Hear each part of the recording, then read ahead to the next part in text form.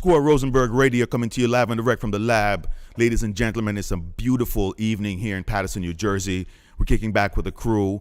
Wow, what a show we had on Tuesday night when we had Hershey Black in the house. Actually, let me get it right. Hershey Lust in the house. A very thorough interview. It was very intimate, and we got to learn what a wonderful, beautiful, capable woman, is walking around on this earth under the marquee of Hershey Lust. So, Hershey Lust, thank you so much for coming through and blessing the Squirrel Rosenberg movement. And I just want to remind everybody, all you're seeing right now is available on our YouTube channel, Squirrel Rosenberg TV. Check us out on SoundCloud, Squirrel Rosenberg Radio, because everything you're hearing, the classic music in the background, this podcast will be available for you to rock in and marinate, like I love to say. So as we get ready to move on, I just want to give a big shout out, and how I always move here on Squirrel Rosenberg Radio. I want to give a big shout out to my crew holding me down. Big shout out to Manny behind the camera. Bong, bong, bong, bong, bong. Thank you so much. Big shout out to Nino holding us down on the internet level, all social media. Big shout out to E-Dub, the sound Nazi in the back. Yo, we're getting ready to blast off here. And before I even segue into that, I want to give a big shout out to my guest, Ant, live in the house tonight. Yo, bong, bong, and another bong, bro. Baclad. Yo, this guy is so witty. I like the way you finished that off. But thank you so much for coming through. But as we get ready to jump into this, I like to jump in with a little bit of wisdom. Some things I've experienced or something that made a profound impact on me during the week that made me want to think about implementing that in my life. Okay. And there was a story I was told. I was actually in church, and the pastor was using a reference of how God is always with us, through everything. Mm-hmm. And the story he told referred to this guy who, he was able to be disciplined. He experienced everything the right way, was dedicated. And when he lost everything, when he lost all of it, although he was disciplined, his wife said to him, "Why are you still so dedicated to God? Why are you so loyal to this, to this movement?" Mm-hmm. And he said, "Listen, I accept the good and I also accept the bad, because through the good he's with me, and through the bad he's also with me." You feel what I'm saying? So I just want to let people know, when you celebrate, "Oh my God, I got this." You know what I mean? So when you're going through the bad time, why God? No, he's right there. It's just your perspective needs to change. Yeah. Just a little bit, Okay. On the Squirrel Rosenberg Radio, that's what this is about, a show that changes your perspective a little bit. We get to know our guests intimately. We get to see what they're doing, what they're blasting off with, how they are, what they are now, and get to just share, build, and develop a conversation. So as we get ready to do that, let's just raise these green bottle to your presence. And thank you so much for being here. No problem. Mm-hmm. Yeah, another one, right? Mm-hmm. I got to double tap it too if it's at the table. Let's do that. I like that. So, Ant Live, thank you so much for being here, bro. No problem. Once again, it's my pleasure. What was a pilgrimage like coming up to the studio? You said pilgrimage? For one thing, I had to come through Paterson. I don't got nothing against Paterson, but it's a rough city. It's a rough city, all right? All right? It ain't Beverly Hills. Yeah. Then I had to go up, I don't know, was it 20 flight of steps? It was actually 5. And what world you living in? Got too much of that Bob Marley, man. That was about 20 steps, man. Yeah, exactly. I lost about 30 pounds. It was definitely a pilgrimage. Definitely tough. But I made it. And then you walked into the promised land. Then I walked into it smelled like the promised land too. I ain't gonna get into the details of that, boy. It was the promised land. Squirrel Rosenberg Radio. Thank you for that blessing. It's the seasoning that's in the air, the energy. Yeah, seasoning. Yeah. A green kind. Exactly. And you see, we do enjoy the Heinekens passionately here in the studio. Just very, very, very delicious beer. Yeah, it's got to be. And now let me just rephrase it. It is the best beer made right now. Because even when I go with my wife and she go, "Let's go to this beer fest and check out all these different IPAs and ale," I said the only reason or the only way I'm going is if I can walk in with a 12-pack of Heineken. So you guys can try all the funny crap, and I just drink. So you can bring your own beers in there? I'm trying to. I need to speak to the organizer because I don't want to go play the guessing game. Don't be that guy. No, but I don't want to go. But I don't want to go in here. Manager, like, "Oh, listen, I got the Heinekens. What's up?" Nah, we don't have that. I'm not coming. Who are you? Squirrel Rosenberg. That's exactly who I am. Like, Squirrel who? Yeah, because that's the movement I bring to the table. Yo, that is so classic. But yeah, so thank you so much for coming up and being here. I want to jump into your story because I know besides being comedian extraordinaire, I know there's a lot of talent, behind what you do and how you've developed. So I want to go back to this. Are you originally from the United States? Your parents, your grandparents, and where? Yeah, my family is based out of Passaic, New Jersey. Oh, big shout out to Passaic. Bog. Big shout out to Passaic. That's the Oh, next door right town. there. Yeah, right there. I got a few family members. My actually my mother's side is from Passaic. My father's side is from Patterson. Okay. So primarily, I'm just majority of my family is Jersey, and a few have moved to other states, but Jersey is primarily where I'm from. I was born in Jersey, so. Where's your grandparents from? Grandparents. My father's parents is from Patterson, and my mother's parents from Passaic. Wow, so they've been here for generations. Yeah, I can only imagine the story they've shared with you, bro, about the transformation of like Passaic and Patterson. Well, yeah. You hear a lot of stories growing up as far as like how the issues between the two came and how the problems came. I don't know how my mother and father got together. One from Patterson, one from Passaic. Like, y'all just breaking all the rules. I told them they ain't Romeo and Juliet, but they did what they had to do. And ta-da, here is Ant. You got my weird ass. Yeah, it right. Works out. Yeah, beautiful. What's the family makeup like? Sisters, brothers? Well, I got 3 sisters and 2 brothers. Oh, nice. Yeah, nice size family. What was it like growing up in the family? Was it a camaraderie of, having all these, siblings to play with, or was it like, oh my God, I can never get my private time? I'm the oldest out of all of them, and I got it was a little bit in between, Were you ruling them like Stalin? Were you like iron fist? Nah, man, they gotta handle that with the parents. I wasn't no parent. I wasn't handling none of that. That's not my job. It's not my job. I don't do that. Nice. I wasn't dealing with none of that. But I grew up more or less following a certain structure, so I just wanted them to always be able to come to me if anything ever happened, or if they experienced something that they really didn't want to tell to somebody that's an adult, that they could come to me. So I wasn't really like a stress fiend on them or nothing like that. Because I had my experiences before them, so I knew that if they went through it, if they came to me, it would be easier than going to, mom or dad or something like that. That other ear, that more compassionate ear. Because I'm more understanding to it, because I'm within that area, that generation that they're coming up in. So more relatable. Exactly. So I would understand better. Wow. So you were like, the Dr. Phil for your siblings as they came through that whole process. Yeah, so who was your counselor? Who was your motivator? Well, growing up, me, I really didn't go to adults about certain things depending on what it was.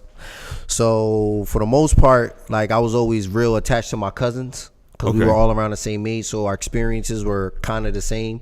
As we got older, they different. We got different a little bit, but for the most part, experience is the same. So we always just came together to the table and was kind of like, oh, I went through this. Oh, you went through this. You went through that, and we learned from there. Oh, wow! Because we wasn't gonna go to our parents and tell them some stuff. I wasn't gonna tell my mom like, yo, I was all up in somebody's guts last night. I can't do that. I can't do that. So you go to cousins. One person I can say, my aunt Heather, she was very down to earth and realistic about things. So as I got older, I felt like I could go to her about certain things. Aunt Heather. Yeah, depending on the situation, but she was just more realistic. She wasn't one of those ones that she knew what it was. Yeah, let's big shout out to Aunt Heather, bro. Let's big shout out to my Aunt Heather. Yeah, big shout out Aunt Heather. So she was just like real realistic. She kept it real, 100% real. Like, she's the one who told me that everything that shine ain't gold. She told me that. You just dropped a jewel on Squirrel Rosenberg Radio. Yo, Ant, let me just explain something to you on that. When you say something profound, we call it dropping a jewel. And what that means is you say something that is so applicable through all the stages of our lives. You know what I mean? And I want you to look into the camera again and just say that, what your aunt said to you. Everything that shine ain't gold, people. What does that mean?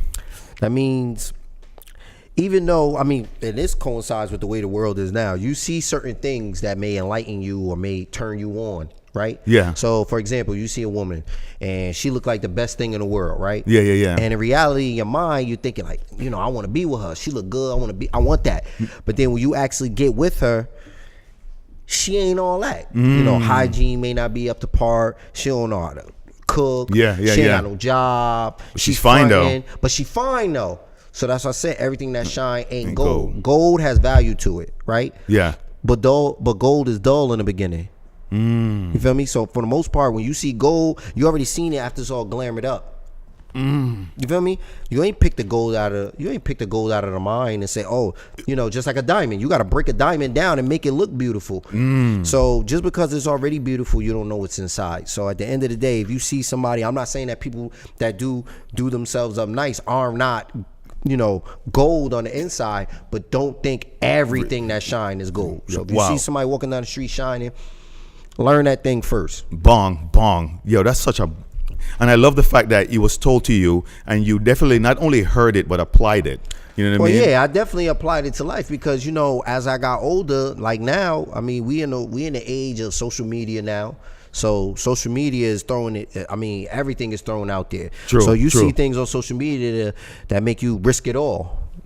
And in reality, it may not be worth it. So you got to realize the difference between if it's worth jumping for it. Yeah, it's shining, but make sure that it's gold, because a woman who may not be all glamorous and be out there like that, and for fellas too who dull down and not really out there wearing the expensive clothes and all that, you don't know what they holding inside.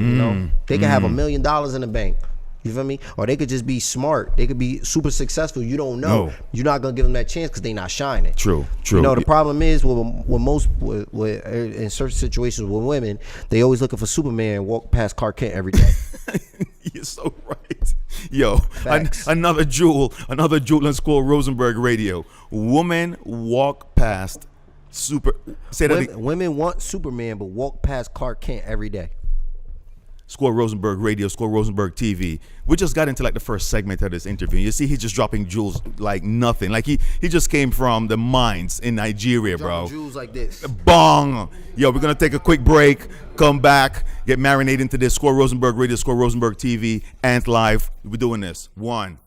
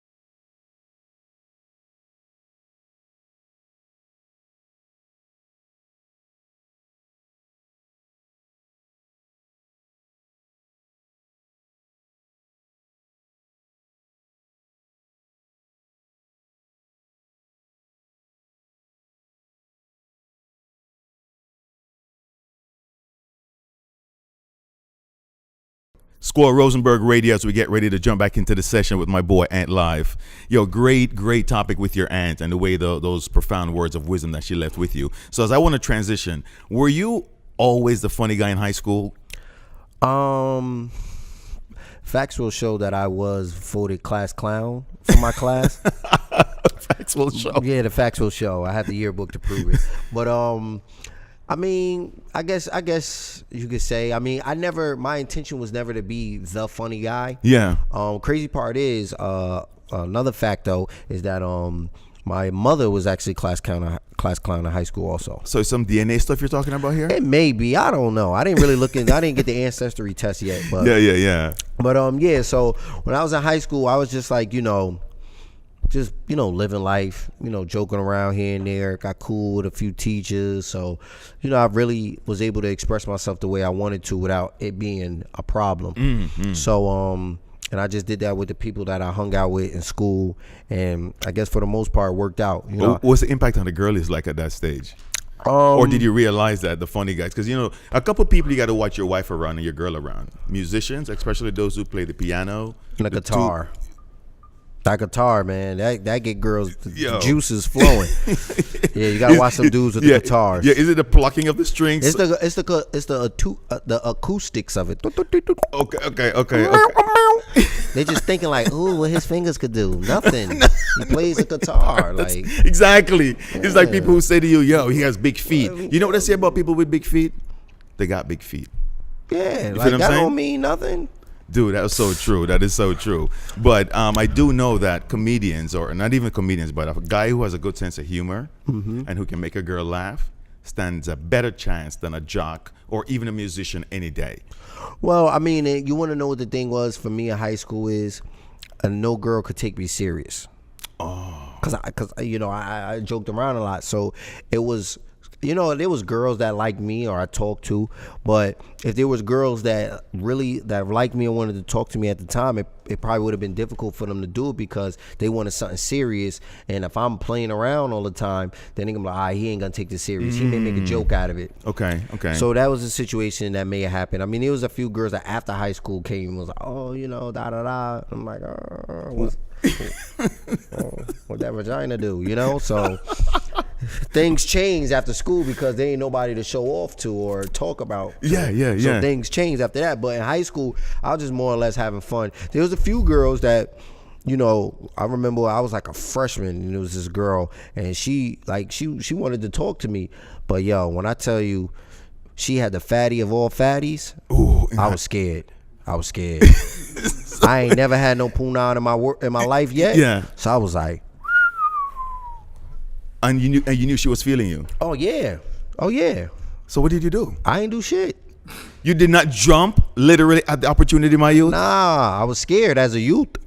I was scared. Like, I'm gonna keep it 100. I was I respect that. I don't know if I can handle all that. And I wasn't trying to get embarrassed out here in these streets, so I was just like, nah, I'm chilling. Can you imagine going in and being a 1 minute or a 30-second minute? Yeah. How do you live that down? I can't. So I just never put myself in that position. That's a wise move. I salute that. that. I try to play it off, but if this was today, do you still keep? I mean, through Facebook and technology, do you know that girl is? Have you seen? Yeah. Were you honest with her and told her like, yo? No, I haven't. No. That's why I ain't revealing no names. I gotta take that to the girl. Okay. Unless she pop up again and she want to do the thing, I'm gonna just do it. Her booty might be down to her knees right now, bro. Nah, the booty's still there. But what I'm trying to say is if she throw it at me now, I'm gonna take it. But then I'm gonna just let her know after. Once I show her what I got. I'm a little older now, so my game is there now. True. You've been to the gym, you worked out. Exactly, Okay. so I can handle that thing. I'm ready for it. So I can only imagine what you felt like when she walked up to you that day, right? Or you found out. Man, I mean, it was like she was very like like voluptuous, as the word they would say. Yeah, like I'm feeling you, and I was like, and at that time I was sticking bones. I was super skinny. So in my life, I'm like, so I was a little weary of things like that. So you transitioned out of the high school period. You still mastered the power of the funny bone, as I'd like to say. Mm-hmm. Move on to college, work. What was the next step? So after high school, like I said, I never really. Yeah, a friend of mine. Because I really want to get to like your first official show and what was that like? All right, so basically the way it went, when I was in high school, a friend of mine, he go by the name of Marcus. Okay. He's cool to this day. He would always tell me when he was in high school, he was like, yo, you should really do comedy. So in my mind, I'm thinking that everybody that do comedy, you had to know somebody. It was, somebody plugged you in. I don't know people like that. So I'm good. So I just stuck to what I knew. So probably a few years after high school, probably like 2010, maybe 2011, around that time. I was still me. They had a party for my grandfather for his birthday, and it was at his church. And we went there, and each of his grandkids had to say something. Go in for their grandfather. So me, I'm the second oldest grandson. Okay. So it was me, and then it was the oldest grandson, and we're like a couple of months apart. Okay. So everybody else had to go first. They went from the youngest to the oldest. Ooh, pressure is on. The pressure is.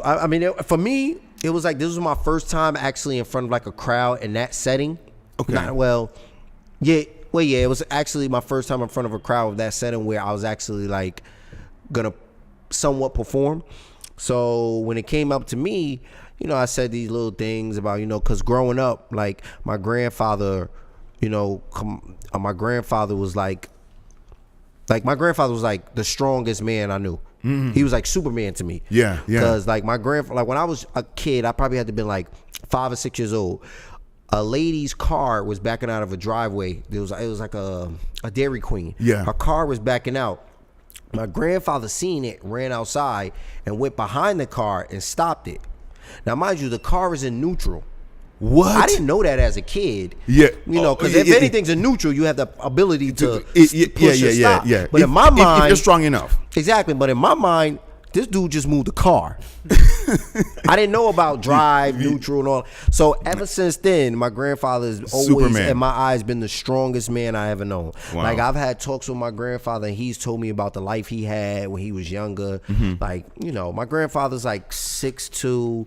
He has green eyes, and he's like a little lighter than my complexion. Yeah. And like, I mean, he was getting them back in the day. Oh, lined up. Yeah, exactly. So he kind of let all of that go to be a father, and then let it go even more to be a grandfather. So he sacrificed all of that. He could have just been like, you know, how some dudes just do them. Gigolo. Keep Exactly, it moving. just Yeah. do Rolling them. Stone. But he sacrificed all that to be a man to his family, and till this day he still is. So like I said, for my grandfather, you know, I really looked up to him, and you know, I'll do anything for him. So, you know, we doing the little thing for his birthday, blah, blah, blah. So I said what I said, everybody laughed or whatever. No, you kind of skip through that. What do you mean by you say what you say? Let's just go back to that little part. Well, more or less. I mean, no, let's just let me be microscopic about this. So now we're coming up. The person before you goes. No, it's your turn, and then after you, there's one more person. Correct? Yeah. So it's now the person before you is going. What are you thinking before you get the mic? I'm thinking, how can I impress my grandfather? Okay, go in. Because when I was younger, things like that, people would always say I was funny. So, and even my grandfather would, you know, say it. So in this case, I couldn't let him down. So I kind of had to be that show off. Yeah. Okay. Yeah. Probably talks about his grandkids, and if he mentions me, he mentions how I am. So I have to deliver. I have to deliver. So I don't remember it too much, but I do remember that I made a speech pertaining to one of my other cousins that actually that's staying with my grandfather. They kind of started like how I was when I was younger. My cousin Terrence now was doing that. Like, he's just, you know, he's with my grandfather a lot. So I was just kind of like, you know, making beef with him. Like, yeah, you know, my man took my spot, but it's all right though, because, you know, I'm the original, you know, stuff like that, and people laughed or whatever. So as far as what I said, that's primarily what I remember. So after it was over, he said everybody was over and done with. So everybody hanging out, blah blah blah. So a lady from my grandfather's church came up to me, and she was like, "Oh, you know, you're really funny. You know, you should try to pursue that." And I've heard people that I didn't know tell me that I should do comedy, but like I said, the mindset, you gotta know somebody. Your mindset, yeah. And my mindset, you gotta know somebody in order to get in that position. So my grandfather happened to be walking past and heard her, and my grandfather said, He don't know what to do with his talent. He won't know what to do with that. So I'm like, I said, okay. Okay. Wow. Now I gotta prove. Like, my grandfather, I feel like, is the only man I feel like I prove myself to. True. So now I gotta show and prove that I can do it. Okay. Wow. So that's what kind of put the idea in my mind. Like, maybe we should think about trying this. So what I did is I didn't just jump on the stage. I didn't just go to an open mic or nothing like that. I kind of did my research, you know, watched a lot of, because when I was like probably between 5 and 10 years old, and Living Color. You remember Living Color? Yeah, right? I do remember Living Color. So very funny series. Growing up, I used to watch Martin. I used to watch all them shows. So, and Living Color used to come on late night, right? And I wasn't able, like, I would have to be asleep. Yeah, true. I would stay up late to watch In Living Color, because I like that improv comedy, stuff like that. So I would stay up and watch that. I also used to stay up and watch Def Comedy Jam. Okay, yeah, I remember it. That was funny. And that used to come on like 11 at night, 11, 12 at night on HBO. Yeah. So I used to stay up and watch that. I also used to watch the sketchy porn channel, but that's a different conversation. So, you know, I was just staying up late watching a bunch of stuff. So, but as far as comedy, I used to watch In Living Color, as far as the improv, and then I used to watch Def Comedy Jam. And then got inspired by that material, that and delivery. based off of that, like how they would get on the stage and the way they could move a room, off of laughter, it was kind of one of them things. Like I was like, I'm into this. I like it. But I never thought about doing it. Okay. You know? Yeah. Like you like to see, you see people jump out of off a bungee cord. You think, but I would never do it. Yeah. I'm not jumping off of nothing. I'm just letting the world know I ain't jumping off of nothing. So that's how that went. And then my great grandmother, which is my grandfather's mother, when she got a little older in age, I used to stay with her. And as she got older, she got sick and things like that. So I would always used to say things to make her laugh. Okay. To kind of get her mind off of the situation, because she was a very strong woman too. And for her to be in a position where her great grandson is like staying with her, you mentally it can mess with people, because the women in my family are very strong. So to be in a position where somebody are taking care of them, even though their father has always been there, their father raised them to hold their own. Okay, got it. So in a situation like how my great grandmother raised my grandfather, and my yeah. grandfather raised my mother, and it just pushed down from there. That same mentality. Exactly. So for my great grandmother to be in a position where somebody was having to like take care of her, help her to the bathroom, things like that, she wasn't really. So to take her mind off of it, we'll watch TV and I'll say little jokes here and there. And you would hear her laugh. Yeah, and she would laugh. Yeah, she would hysterically laugh to the point where she would talk to the people at church about me. So that's when I was really like, let me see how this goes. So, I did my research, went to a couple of comedy shows, looked up some comedians, did my research, and then I went to a comedy show in Caroline's. That was the first live on Broadway. Yeah. First live comedy show I ever went to. There was a comedian, he go by the name of Trev Houston. Okay. He's doing his thing now. He does a lot of shows, traveling. He's done TV, movies, Comic View, everything. So he's on the stage and he hands out his card. His card has all his social media information. So after the show, at this point I never did comedy. So after the show I was kind of like, I hit him up on Twitter. And I was like, yo, I'm thinking about trying comedy, blah, blah, blah. I was at your show the other night, blah, blah, blah. If there's any advice you could give me. And he answered back. Yeah, which is rare. Yeah, which is rare, because for me, his position he was in, he's in a good position in stand up. And he was like, blah, blah, blah, do this, do that, make sure you don't give up, blah, blah, blah. Cool. So what happened is, one of my friends, he put me onto an open mic. And I went to the open mic, let a lot of people know from the neighborhood, and a lot of people came out. Oh, wow. And I killed it. Yeah, so what's so funny? I got to stick you right there, because I want you to go in on that experience, your first open mic. So we're going to take a quick break here on Squirrel Rosenberg Radio, come back with this part of the story and then wrap up. But I want to hear your face, get the memories back. I want to really get into everything on what you were talking about when it came to that open mic, that first night. Squirrel Rosenberg Radio, Squirrel Rosenberg TV. Stay tuned, guys. 1.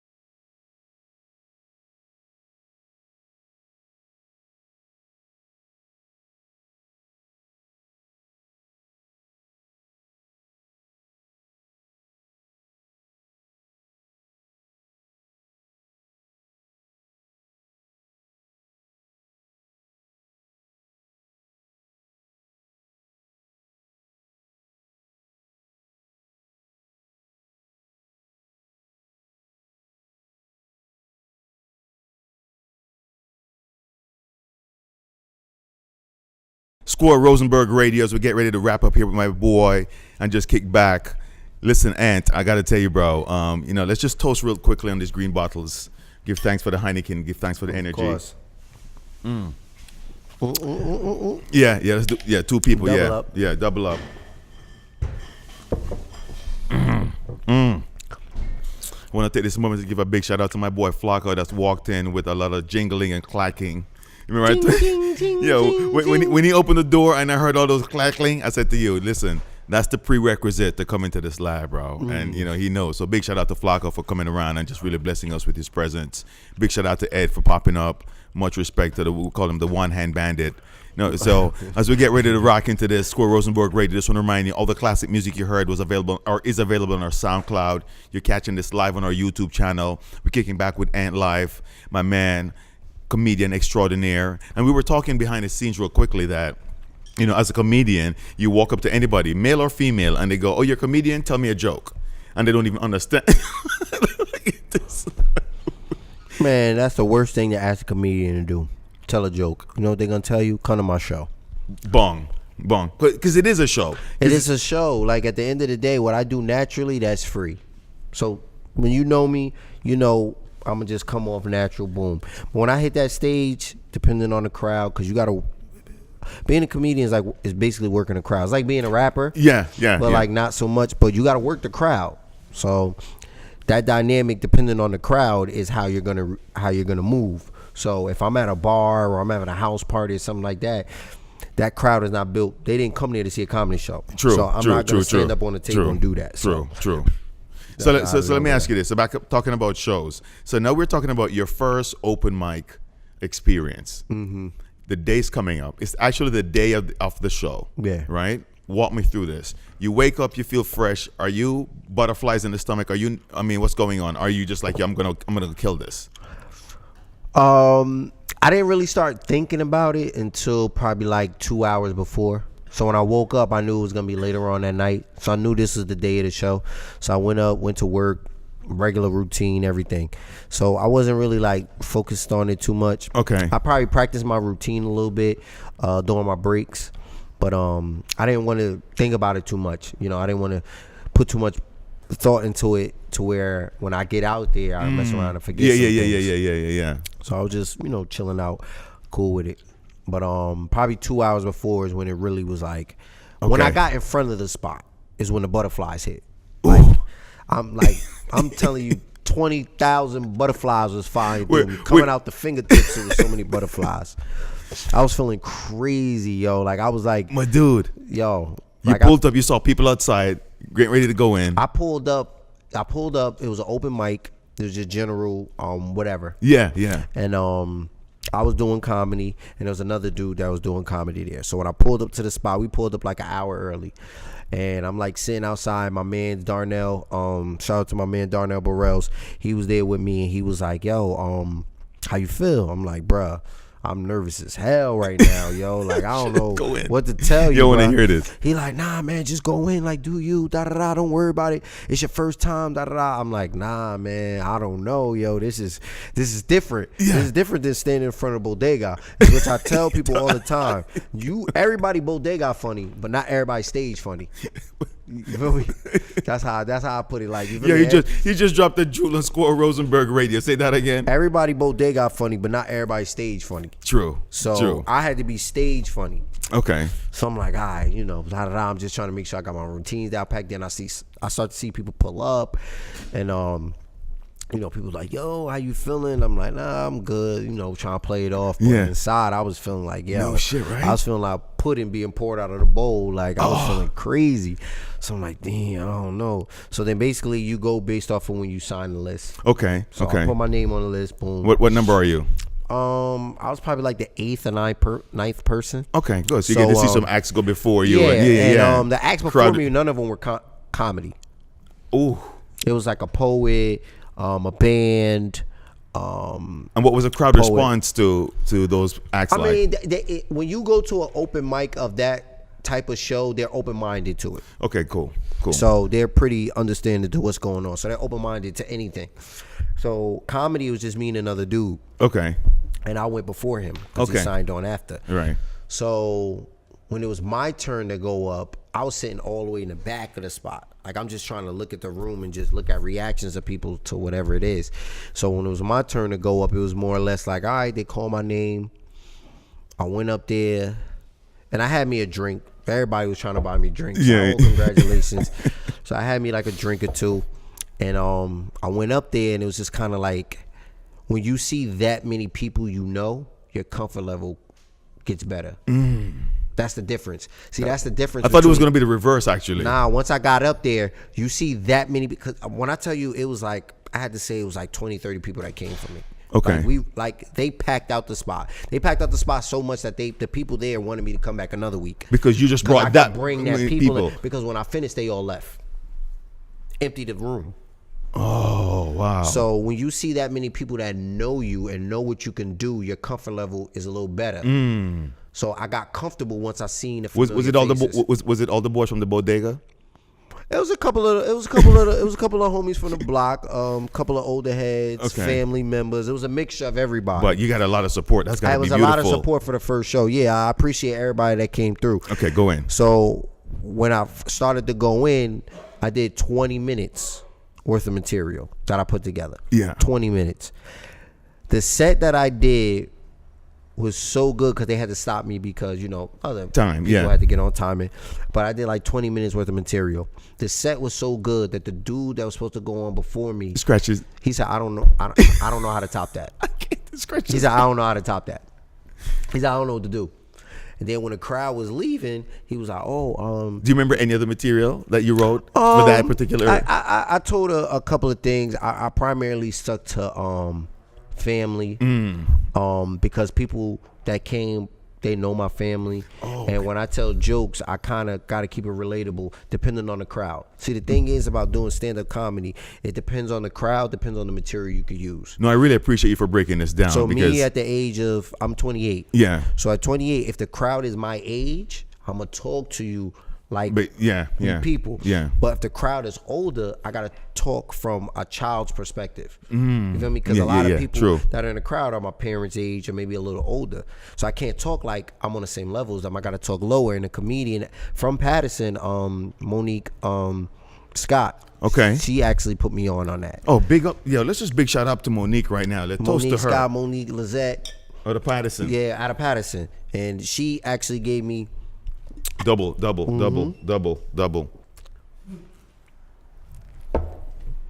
She actually gave me that information. Like, when you're in front of this crowd and you're in front of older people, you have to get them to understand your story. So use your age to your benefit. Yeah.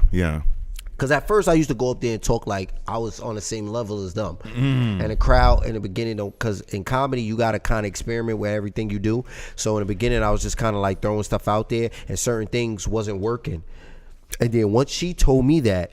You found that niche. I found that niche. I stepped back and I said, all right, I got to talk from a different perspective. So when I talked about, for example, if I talked about sex, I had to talk as if it was my first time. When you're in an older crowd. With an older crowd. Yeah. So when I talk about sex, I talk about having sex with an older woman. And the experience that I had. And I do it like that. So when I do it like that, the crowd understands because there's older women there. I'm younger. And they feel like, you know what? So you know what? So let me be devil's advocate here. Are any of those experiences, sex with an older woman, real? Or are you just being creative because as a comedian? I mean, I'm not the type to kiss and tell. You're recused from making that statement, as they say. I'm not going to get into details as far as if I've ever experienced any of those things that I've actually spoke of pertaining sexually, but I can say I'm very detailed in my jokes. Okay. So, all right, cool. So as you're talking about your jokes, could you just let people know where we could find you, get your information, see where you're performing? All right, well, one of the best ways to find me is on Instagram at ASO_live. That's ASO_LIVE. On Facebook, you can find me at AntLive88. On Instagram, you can find me on AntLive_88. On Twitter, and but primarily I'm mostly doing Instagram. I got a couple of videos and things up there. As a matter of fact, before we as we get ready to close out on this segment, we're gonna close out with a couple. There's a YouTube. What did you have us look up? Instagram feed that we have that we're gonna close out on. What's on that Instagram feed? If I'm not mistaken, the feed is it was a joke that I did on I don't know if people remember, but Joe Budden at one time he had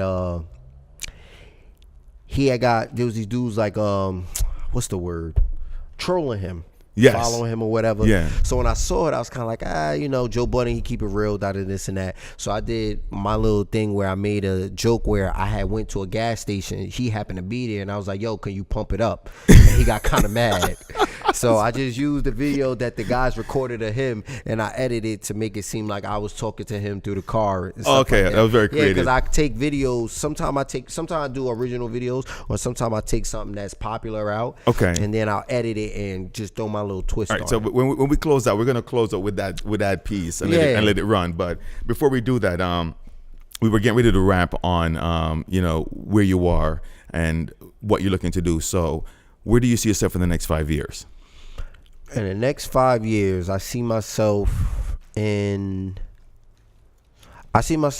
least doing comedy 4 to 5 times a week. Okay. 4 to 5 times a week. And I see my name out there a little bit more than it is now. Right now, comedy for me is more or less a hobby, not a job. Okay. And the thing about hobbies is that you have love for a hobby. You don't love a job. So when you're a comedian, and to all the real comedians out there who actually do stand up, and I know a lot of them, and they love it. They went through the grind. They went through the free shows. They went through the shows in the wall, all of that. And just for me being able to experience that with them, or go or hear about their experiences, they really do it for the love. True. Like they're not getting. So when you first start, you don't get paid. You're just going out there just trying to make people laugh, and then down the line, money comes. True. And True.